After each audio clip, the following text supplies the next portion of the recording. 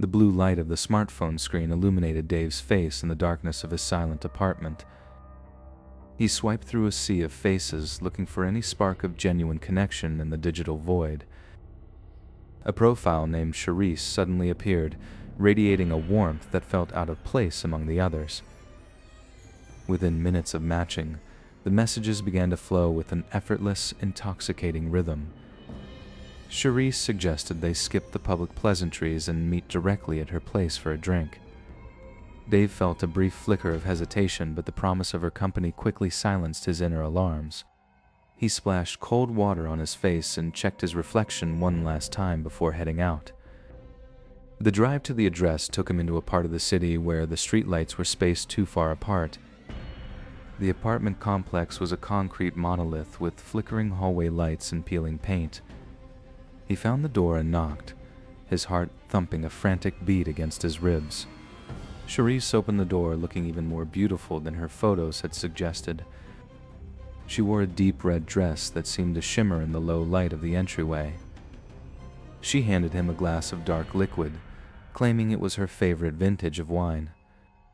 Dave took a deep sip, feeling the warmth of the alcohol spread through his chest. Very quickly, the edges of his vision began to blur and soften like wet ink. He tried to speak, but his tongue felt like a heavy, useless weight in his mouth. Through the haze, he saw Charisse's smile transform into a cold, clinical expression. A heavy footstep echoed from the hallway behind him, signaling he was no longer alone. A tall figure in a black mask stepped out from the shadows, holding a crackling device. The first jolt of the stun gun sent a wave of white-hot agony through Dave's spine. He collapsed onto the hardwood floor, unable to control his own limbs. The masked man kicked Dave in the ribs, demanding his phone passcode in a raspy growl. Dave felt his phone being ripped from his pocket by the woman who had just been smiling at him. She held the screen to his face, using his biometric lock to gain full access to his life. They navigated immediately to his banking apps, looking for the fruit of years of hard work. Each time Dave tried to resist or scream, the masked man applied another agonizing shock. His tears mingled with the dust on the floor as he realized the depth of the trap. The pair worked with a terrifying efficiency, transferring funds into untraceable accounts. In less than 20 minutes, Dave's life savings had been completely drained. Charisse tossed the phone onto the floor, its screen shattering into a spiderweb of glass. The masked man leaned down, whispering that if Dave went to the police, they knew where he lived. They dragged him out to the hallway and left him in a heap as the door slammed shut. Dave lay there for hours, the sound of the deadbolt echoing in his mind like a gunshot. He felt a profound sense of violation that transcended the loss of his money. When he finally found the strength to move, the sun was beginning to touch the city skyline. The world looked the same, but for Dave, everything had been irrevocably altered. He realized that the person he had been talking to for days was nothing more than a ghost. His story is a grim reminder that behind every perfect profile, a predator may be waiting. But Dave's encounter was merely the beginning of a much larger, darker pattern emerging in the city. Somewhere across town, another phone pinged with a new match notification, and another walk into the dark began. While Dave counts his losses, a young man is currently walking toward a meeting that will leave blood on the sidewalk. The city lights flicker like dying stars as our next story begins on a deceptively quiet street.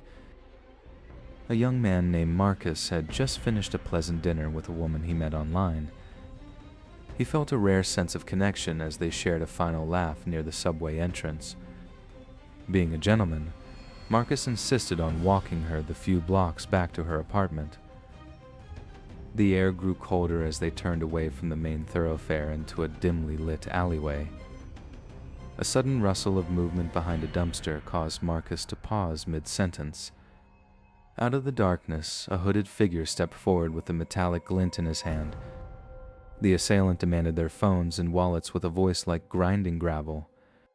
Marcus stepped in front of his date, trying to de-escalate the situation with open palms. Without a word of warning, the attacker lunged forward with a sharp, stabbing motion. Marcus felt a searing heat in his side as he fell back against a cold brick wall. His date screamed as the mugger snatched her purse and vanished into the night. Blood began to pool on the concrete, reflecting the distant neon signs of a world that didn't care. Marcus struggled to breathe, his vision blurring as he reached for his phone. Fortunately, paramedics arrived just in time to save his life, though the mental scars would never fade. But while Marcus survived a random act of street violence, our next victim faced a much more calculated betrayal. Elena was a 20-something nurse who thought she had found a charming gentleman named Liam. Their first date at a local park was filled with easy conversation and shared interests. Liam seemed attentive, even taking her hand as they walked toward a more secluded garden area.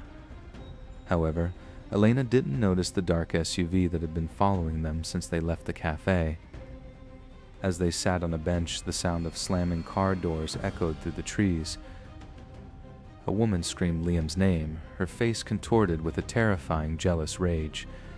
This was Sarah, Liam's secret girlfriend, who had tracked his location via a shared app. Liam didn't defend Elena. Instead, he stood frozen as Sarah lunged at the unsuspecting nurse. Sarah grabbed Elena by the hair and threw her violently to the gravel path. Elena felt the sharp stones tear into her skin as a barrage of blows landed on her head. Sarah screamed insults, accusing Elena of stealing a man who was never hers to begin with. Elena tried to crawl away, but her attacker was relentless in her physical assault. Passers-by finally intervened, pulling the hysterical woman off of the bloodied Elena. When the police arrived, Liam had already fled the scene, leaving both women behind. Investigation later revealed that Liam had a long history of cheating and sparking such confrontations. Elena required dozens of stitches and months of therapy to overcome the trauma of that night. These stories serve as a brutal reminder that you never truly know who is watching from the shadows. Physical violence is a constant threat when digital connections meet physical reality. But some predators don't just want your money or your blood, they want your entire life. We now turn to a case that began with a simple swipe and ended in a national tragedy. Molly McLaren thought she was entering a standard modern romance when she matched with Joshua Stimson. He appeared perfect on paper, but a darkness lurked beneath his curated social media persona. As their relationship began to sour, Joshua's behavior transformed from loving to terrifyingly possessive. Molly realized too late that she wasn't just dating a man but was being hunted by a predator. As she sat in her car, the shadow of a man suddenly blocked her window, holding a heavy kitchen knife. The screams from the parking lot were only the beginning of a story that would change British law forever. The echoes of past tragedies lead us to the most chilling case of digital connection gone wrong. Molly McLaren was a bright university student with a passion for health and a heart full of optimism. Her life changed when she swiped right on Joshua Stimson, a man who seemed to share her interests. Their initial conversations were filled with the typical excitement of a blossoming online romance.